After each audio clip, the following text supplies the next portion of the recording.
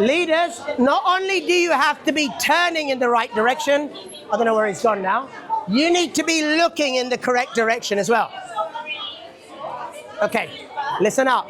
You cannot be looking back at your partner. And a lot of you are doing that. You don't need to check in. I don't care what any other teacher tells you about having a connection with your teacher. If you your partner, if you have you might have a connection with your teacher. Why not? Come on, let's face it, right? But if you try to have a connection with your partner and as a result you injure yourself or you injure your partner, that's no good. Does that make sense? Watch, right? A lot of you here, as you set your partner up, a lot of you were turning. We've told the ladies not to hold the spot. And a lot of you are doing this. Look, I'm already messed up. That you didn't realize you were doing it. But I told you very simply, guys. Number one, I told you. Number one, you need to step across. Now, that was better. You did a lot better. Number two, you had the arm here. Number three, 1, 2. But I am turning. I know where my partner is. I'm holding both of her bloody arms. So when I turn 3, this arm needs to be left to center. Martina said the same thing. She said, look at the arm. You don't need to look at the girls. Look how close we are. Why are we so close, Robbie? Because it's a what type of maneuver? A rolling maneuver. Yes? My arms are extending hers because it's a windmill. So all of those things, I've got out the bloody way. When I rock here, 4, 5, I'm extending this arm like the sail of a windmill so I can control her. Now watch, guys, watch.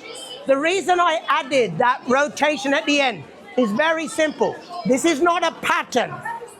Come in. I don't want to shout, because apparently I have to shout in this loud club with lots of music on it. So, the reason you're rotating, let's imagine, come even closer so I'll show you. Let's imagine that we wanted to get here, right? So I'm here and I start my rotation and I want to bring my partner, but I see that there's people here as I'm turning. So I can't simply do this, or maybe there's somebody here, so I can't simply do this. So by taking my arm and extending, oh, I've got more room in this direction.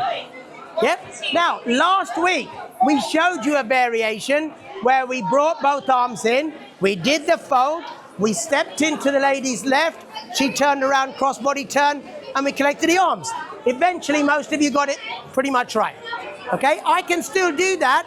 I don't have to have the 1, 2, 3 with both of her arms behind the back.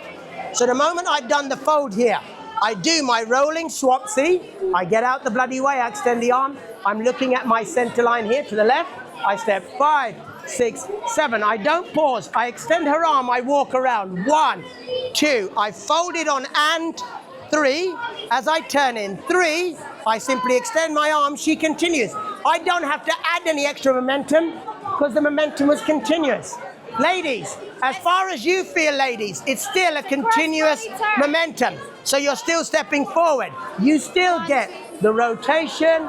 You still get the rotation, 2, 3. Here, that rule still applies. So that is a practical solution to a cramped dance floor. Or also, additionally, an exercise to train your control leaders. Okay? If you do this and the lady naturally lets go and folds herself, it's because I didn't have her arm extended. Yep. If I have her arm extended, I could do this. I could even change up the ending. Okay? Now, we're going to do a few endings like this, going around, and then we're going to do a few endings like I just demonstrated. You'll understand why. It's very important to teach the lady a new skill set. Let's go from the beginning.